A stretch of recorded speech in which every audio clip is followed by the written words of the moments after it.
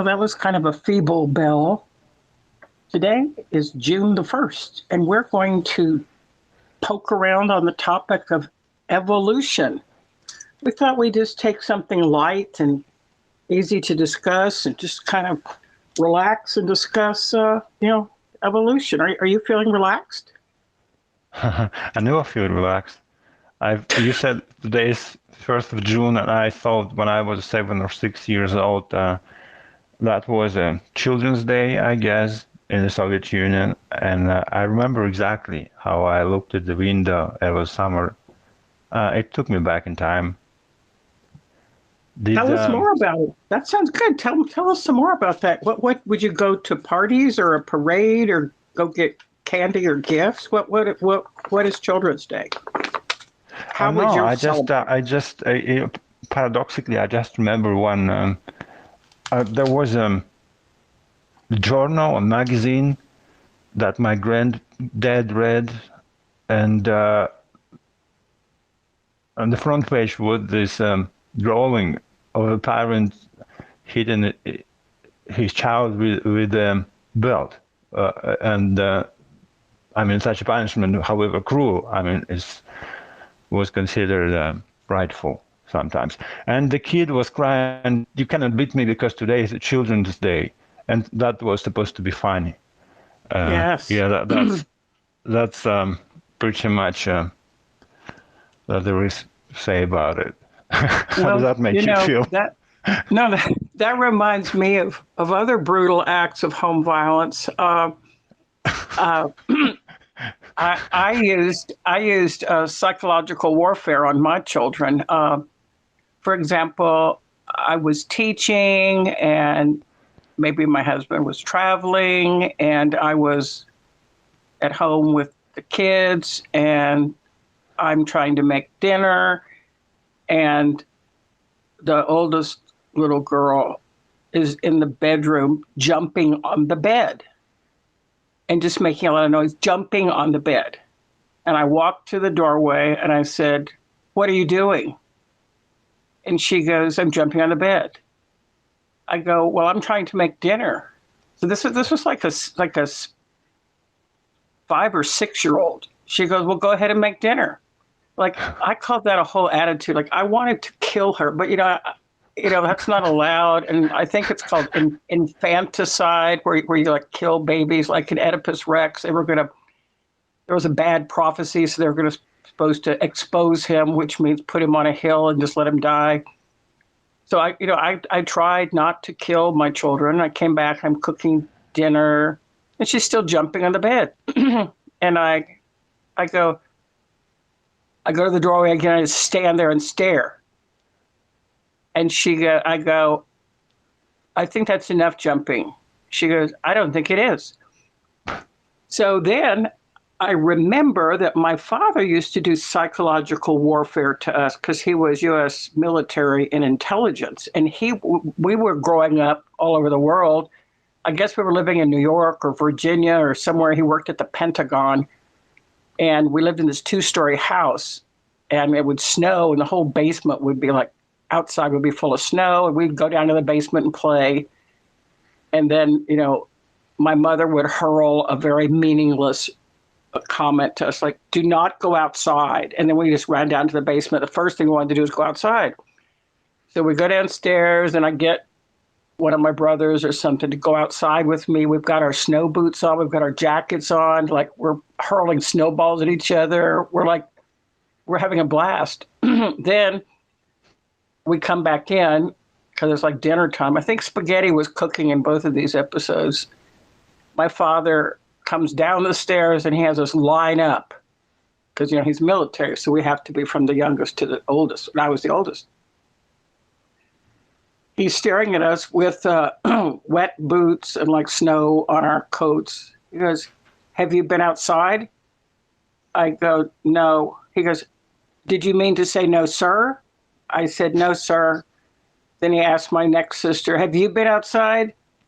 And she shrugged her shoulders. And he goes, "Could you just give me an answer?" She says, "No." And then he would say, "Go to your rooms." So that was the worst thing at all. That's the worst thing you can do is to send somebody to a room. It's like sending them to a cell block or to Siberia or to like Kafka novel. So like we would go upstairs, like dinner was cooking. Now we're just waiting in our rooms for the punishment to come down. I remember I'm in my room. My sister goes, well, when do you think he's going to come? I go, I don't know, I don't know. I don't know. And then we're just waiting. And then we hear the rest of the family eating dinner. And then my sister goes, do you think we're going to get any leftover? I go, well, probably not. It's probably part of our punishment. And then, so that was how my father approached discipline. So now I'm a young mom and I have a daughter and I have a rather smart mouth daughter who has I was told gonna me. mark. Sorry to interrupt you, but I was gonna say that the dialogue you had with the daughter sounds very intelligent. I mean, that rhetoric, the answers she gave you, I mean, I would consider them like next level for a child like her. Yes, yes, yes. Then, then there was, I think it was, I don't know, maybe I don't know if it was the same day. Maybe it was the same day. I finally had it with her, and I thought I'm either going to kill her or we're going to stop this. So I take Can off you my try not apron. to use the word kill, please? Okay, I will Thank either you. strangle her or. You like that better? Yeah, unbearable. I Just use have to something stop. politically correct. I have to stop this. So I go to her. I've taken off my apron, and I'm standing there with my hands on my hips, and I go, it's time to put yourself in timeout. So we had a front room that looked into the front garden, and we had a little basket full of books, a little small chair for her. So her punishment was to go sit in this beautiful corner and look out at the garden and read. That's her timeout corner. Like, it was the best corner in the house. So I go, it's time for you to put yourself in timeout. She stood, got off the bed, and put one hand on her hip, and she said, you put yourself in timeout. And I said, okay. And I got her hand and I let her out of our bedroom and put her on the other side of the door. And I locked myself in the big bedroom. Then she threw herself against the door, started crying and beating on the door. I'm sorry. I am so sorry. Like, really, I was so angry. I just had to remove myself from the situation. So she's now beating on the door. This is like a 5-year-old. And she's like now reduced to a puddle of tears. And she's so sorry that she's bad. And then I decide, well, okay, I don't know if I should open the door. I don't really know what to do. And then I just said, I just think we need time away from each other. and then I don't know what happened. Somehow the other daughter was in the other room and came over to see what was going on. And the other daughter goes, is dinner ready? And then we opened the door, we went and sat and just ate dinner. It was just so crazy, so crazy. I jumped on the bed as a child, and now when I'm grown up, well, at least I like to think that. But maybe that's not the case with me, mentally wise. I mean, why don't I jump? No one's telling me what to do these days, but I've never tried to jump on the bed. Well, I think you told me you're rather tall. Yes, but also heavy. But maybe that subconsciously I'm afraid to break it. I mean, the bed. The bed or the... The bed. Would you like to jump on the bed yourself? But with no. you? No. No, I'm afraid two of... people cannot jump. It's very, very weak because, the balance should be you up, I'm down. That should be like this. Oh, because like if a we both go down, seesaw. there is no jump. Yeah. No, I have a really great bed that is really, really strong. It's very strong. And I have a little grandson who has come over to visit. He is the next incarnation of this story. He's the next generation of this story. And he came over around Christmas time, and my daughter drops him off and says, do not jump on Nona's bed. Because Nona is grandmother in Italian. So We close the door, and then she leaves, and he looks at me with this beautiful smile, and he runs to the bed, and I just sit on the bed with him. He starts jumping, and then he goes, "Cookie, cookie," because he's also not supposed to eat cookies between meals, you know? So, yeah, I guess kids just really know how to enjoy life and also how to make Of their course, they know. parents really crazy. I mean, the kids know who they are. They can know what they are. And we've grown up. We've totally forgotten it. Anyway, back to the evolution. What is it? No, I mean, can you remind me in 2 words what's the theory of evolution? well, first of all, the etymology or the meaning of the word, it has the root in it, vol, vol, which I think is probably Latin for fly. I'm sorry to interrupt you. I hope I've not offended you because you sound so serious. Oh, no, Like I'm you've very been happy. offended by me trying to bring you back to the subject of our episode. No, I didn't want no, to. no, I mean, of course, go on, continue, and we can no, no, talk it's about kids. We good. can do No, whatever we want. it's good. It's good. No, I like the idea of jumping on beds and doing mischievous things in the snow. Yeah, but you started sounding like you're offended kids in the school. Like director told you, like stop, no, running no, no, around and no. told me, okay, you're home. No, I was just thinking of evolution, and the first thing I wanted to say about it was the word evolution has the root vol. Like the word velocity means speed, and velocipede Yes. means the word vol has it means like motion or flying or something like that. So anyhow, evolution is quite often, as you can see from our cover shot, associated with Charles Darwin and his famous book, The Evolution of the Species. So there's all kinds of it's a huge classification of living things, and one of the famous lines that comes from the origin of the species is called the survival of the fittest.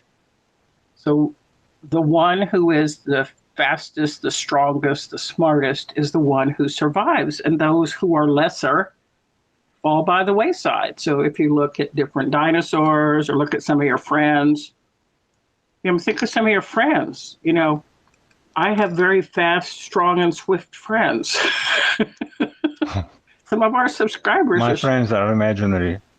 Oh, well, look at our subscribers. Like we have some very smart and very clever and very talented subscribers, and we are really honored to have them as our subscribers, and they even make comments. But Darwin wrote The Evolution of the Species because he was sort of trying to figure out what's going on.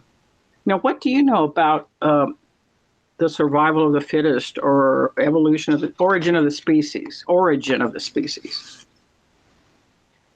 I haven't read it. I must admit, I haven't read any book written by Charles Darwin. I've known of this theory a long time ago, since school. But I have my reasons to doubt it, really, because I see all those people. When I was a kid, I thought, why are, so many chimps around?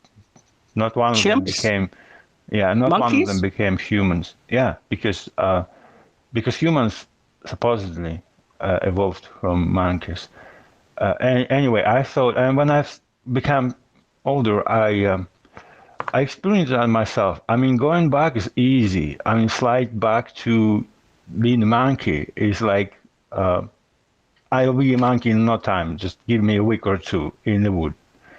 But no, that's getting true. back to human, Think and I'm about not it. the worst, representative of the human species. Well, we talk sometimes about someone's behavior as being barbaric. Or, for example, if somebody doesn't use a fork and knife or use a napkin, they just eat with their hands, you might say, stop being barbaric. But like some food is just really good eaten with your hands, like just tearing open a pizza, or, drinking water from a stream with your hand as the cup. I can remember being on road trips on the Aegean coast of Turkey and just stopping where they're on the side of the mountain, and I go, why are we stopping? And turns out there was this stream coming out of this mountain, and so I just got out and like stuck my hand in this hole in the mountain and just drank the purest water. Mm-hmm. Why are we talking about this? Yeah, Get me back. if we theory of evolution, and what is the Oh, evidence? yeah. Well, if you think about it, the easiest way of looking at it is like, we came from the monkeys, but actually we came from the sea. Life's many theories in many different countries and cultures talk about the origin of life is from the sea to the land to the sky to the beyond. So from the sea, creatures crawled up to the land, okay, then to the sky, they got up into trees and stuff. And Yeah, now we perfectly are of logical. some, Mm-hmm. and some high, we are like a little bit of high level thought. We're discussing metaphysical and theological ideas. So there is a archaeologist named Teilhard de Chardin, Teilhard Decharardin. Teilhard de Chardin was an archaeologist who posed a theory that evolution always also has a spiritual component. And one of his famous books is called The Divine Milieu. And it's about how the thrust of evolution is towards, I don't know if he calls it God consciousness or if he calls it God or the universal mind or something like that. But I mean, you've seen some weird fish that seem to have like little legs, or like you've seen frogs that climb up on trees. And I mean, I won't say that those are proof of evolution, but I was looking.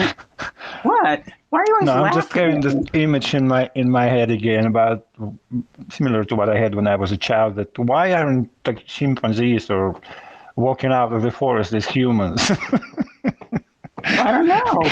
They need to go to the zoo. The way I mean, humans walk into the forest and become chimpanzees very fast, but it doesn't work the other way around. No, but I guess what the connection I was making there is that we enjoy there's a part of ourselves that enjoys being barbaric. There's part of ourselves that we don't like to wear clothes. We don't like to wear socks. We don't like to wear shoes. Like the summertime is great because people are taking off their clothes and jumping in swimming pools and drinking too much and passing out on lawn chairs. I mean, these are the things that are part of our, shared humanity. And I had this book about dinosaurs, and I learned in it that there are two different theories about why birds are flying. Are you familiar with the two theories of why birds fly or how they learn to fly? Well, chicken is the birds and penguin also, but they're not flying. Right, those are called the non-flying birds. Okay. Whatever floats your boats. No, wait a minute, where is it? No, tell me, I'm interested. Well, I'm trying to find it. Okay, where's this part about the flying birds?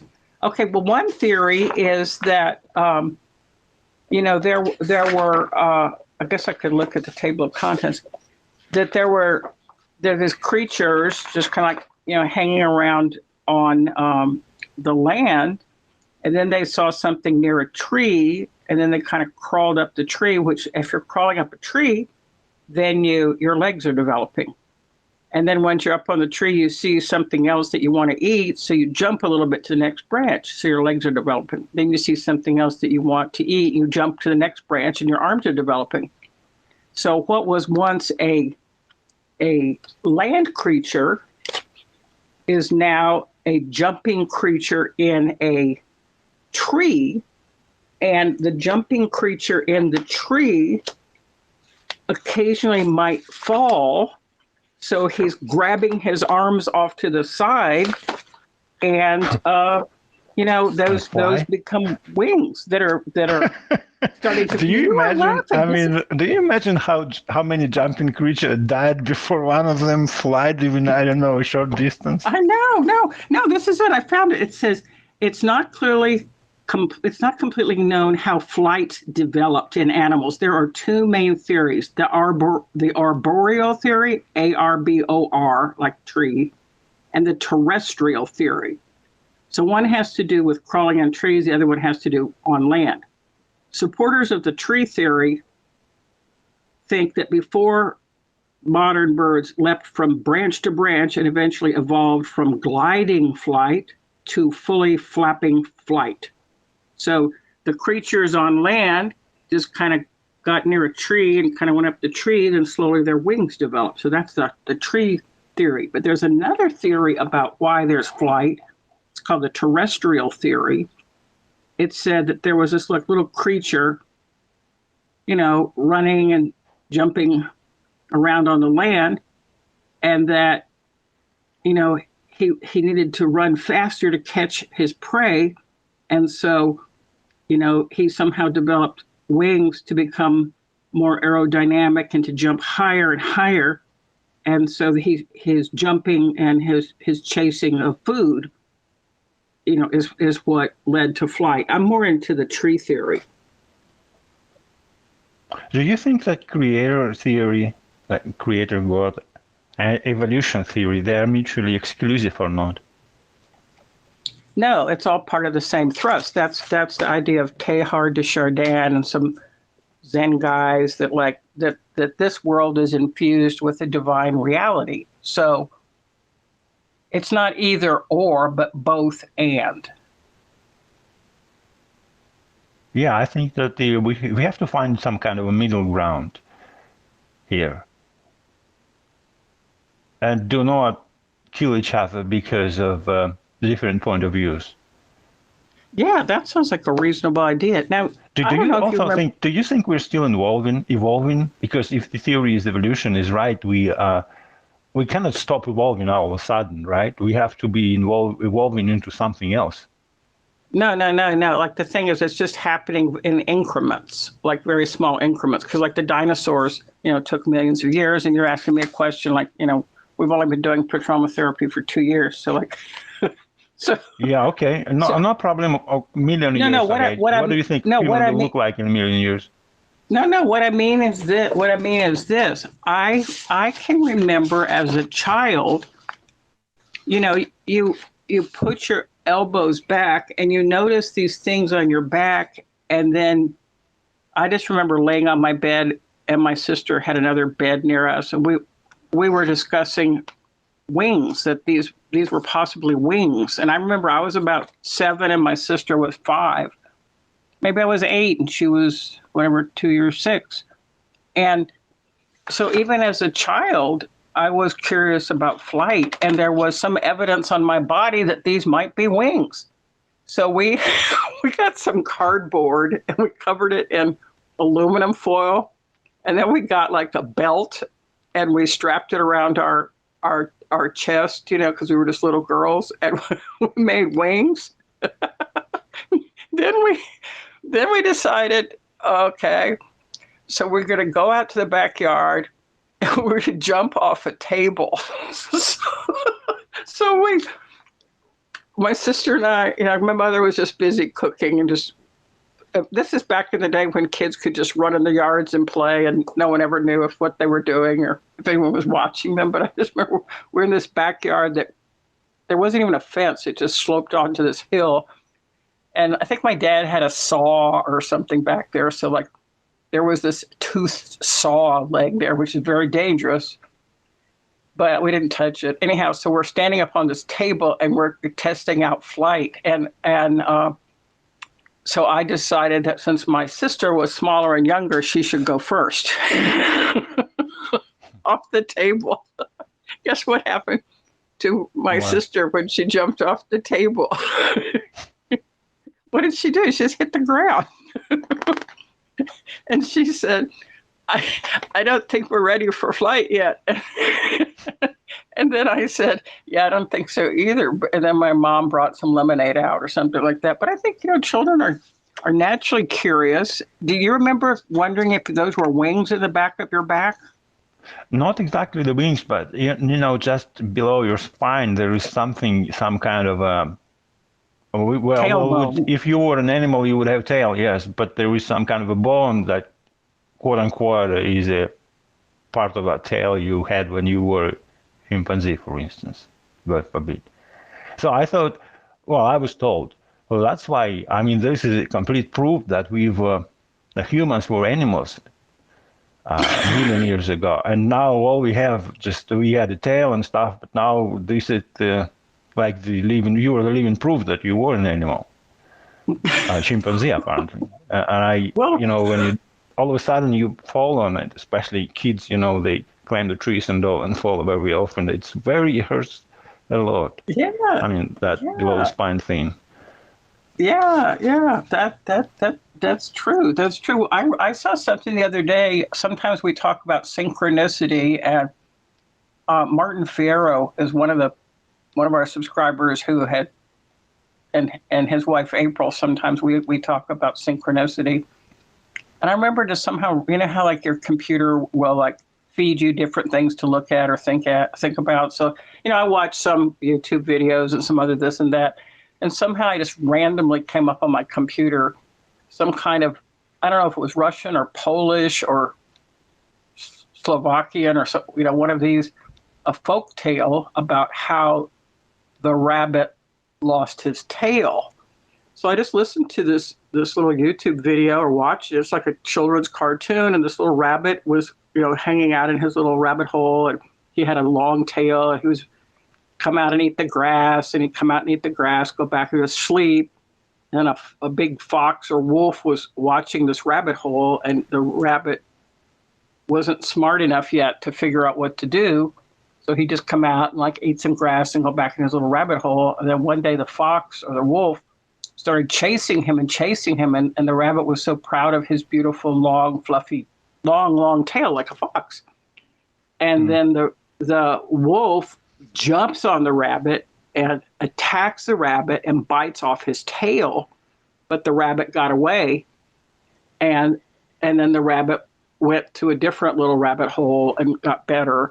And now the rabbit just has a little small tail. And this is the folklore proof of why rabbits have short tails, which I think could be related to your theory, your experience. It could be, but I still have my doubts because it's like with the Big Bang theory. They say, okay, there was a Big Bang, however, 3 trillion years ago, and then it's all explained quite well. But it sounds like the scientists say, just give us one miracle, and we'll take it over. They cannot explain what was before the Big Bang or why it happened. But since it happened, they say we know it all. Same with the theory of evolution. The first thing is, I thought you were saying the word Big Bank theory. Yeah, that's what I was. BANK, bank, like banks. Ah, big. No, like G at the end, Big Bang. So you were saying the word bang. Right. BANG, like bang bang. Mm-hmm. Like I don't know why they called it Big Bang. No, you were saying the right word, but I misunderstood you. I thought you were talking about the big bank, like the takeover of banks, taking over little banks. But anyhow, back to, well, if you think about time, time is only a measurement that humans have created. Time is a human invention. I believe that reality exists independent of our observing of it. So maybe deep. Yeah, I mean, like there's that thing, does a tree make a sound? Does a tree that falls in the forest make a sound? Yeah, well, again, sound is just vibrations against an eardrum.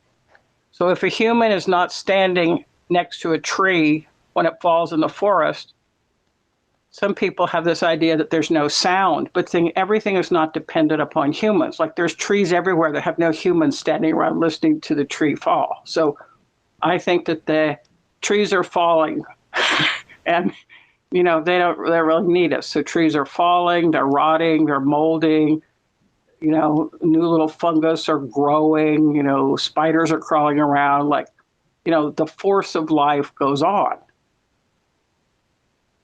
It's like you remembered me with this example, with the three example of Albert Einstein. I think it was him who said, or he asked someone, like, can we know if the moon is still there when we don't look? The position was probably that metaphorically he liked to think that the moon is not there when we are not looking. Well, yes. I mean, I know a little children's prayer or poem. I see the moon sees me. God loves the moon, God loves me. Like, I never heard that before. What was it? I see the moon sees me. God loves the moon, God loves me. Nice. So it's kind of about the constancy of God's love and the security of night. You can go ahead and go to sleep because, God's out there watching the Also, world. I like to say, when someone says God, I like to ask him, I mean, what do you mean by God? Because you say it like I and you talking about the same thing, like love also. Yeah. Like men and human, Yeah. they discuss love. They keep a completely different picture in their minds, but they say it and don't even, I mean, they can't even presume that the other person sees it differently. But still, they use the same word. Same here, like God. Yeah. And you get the idea, right? Yeah. Well, the thing is, language is also a human invention. Babies, when they're born, I think that was one of our early episodes of Petroma therapy. If anybody wants to go back to the beginning, the evolution of Petroma therapy, where does good and evil come from? Like when a baby is born and it's just laying there in the crib, is it good? Is it evil? Is it neutral? Does it arrive with a tabula rasa and life Exactly. writes upon it? Like, yeah. Because I have to subjective send it. experience. Yeah, go ahead. Okay, go on.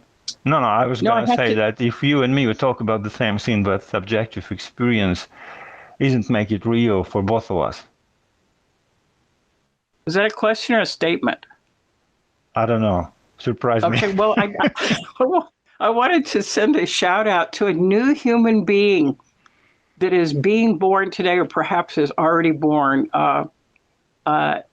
David and Richard Martinez are very, very, very good friends of mine from Houston, Texas. David is married to Bobby, and David is the godfather to my grandson, and Richard is his twin brother. So David and Richard are twins, and Richard's wife works for NASA, outside of Houston, this space center. Richard just texted me yesterday that his son is going to be born today. The boy's name is going to be Emmanuel, Emanuel. And Emmanuel means God with us. So, I am super excited that this new little person is joining the world. I believe he has great potential to become a subscriber. And I hope that I just think about a little baby when it's born, like it's all before him or her. Like, love, loss, sex, drugs, rock and roll, cookies. I mean, it's all before you. And we just have to like stumble our way through it. Maybe that's what evolution is, just sort of like stumbling our way. Have you seen this movie called Lucy? Oh, it's about the monkey girl? Yes. Yeah, Have you seen Jane it? Goodall. Jane Goodall. No, I guess that was the Swedish girl. Well, I know there's this like not monkey exactly the monkey scientist. girl. She was like, what was her name? Lucy. No, Lucy was how the movie was called, but the movie star, who was it? Johansson, Scarlett Johansson. Does that make any sense? Oh, yes. I mean, Yeah, does that ring any yeah. bell? Is that what you Yes. meant, Lucy? No, I didn't mean That is that. I just mean exactly, that there's you probably meant another one. there's an anthropologist named Jane Goodall who lived among the animals. She didn't get the monkeys and bring them to her studio to study them. She went to live with the monkeys. Okay, And but she- I thought that you said monkey because the last few moments, that was the movie was about a woman who accidentally evolved beyond human logic. And she met this monkey. She traveled in time, apparently, billions of years ago. And there was this monkey, and they touched each other, and the movie ends. And I thought that's what you meant when you said monkey, but you didn't. Anyway, Lucy, it was 5 or 6 years ago. I loved it a lot. It's about evolution, quote unquote. Yeah. Well, did it end? Did it have a happy ending? Was it a joyful movie, or was it like questioning and puzzling? I enjoyed it. I didn't classify it as joyful or questionable, puzzling, but I liked it. And I'm telling you, I don't like many movies because you feel it, you're interested, but then like the level of enjoyment exceeds your limits, and you stop enjoying it. You start to get anxiety, and you have to either tune it off and well, or that's I don't know, because keep watching. No, you know what that is from? That is from watching too many movies. You have a movie addiction, and you need higher and higher doses to feel that Yes, I hot. finished Netflix in pandemic. No, It I took, agree. No, I agree. It's just like online friendships and online relationships and online, like what starts off as like, okay, well, this is kind of fun, or like, well, this is fun. Well, this is fun. Well, this is fun. This is fun. You know And what then fun would be? Fun would be if you jumped on the bed tonight. I You think said it. I think that sounds good. And I'd like to close with that thought.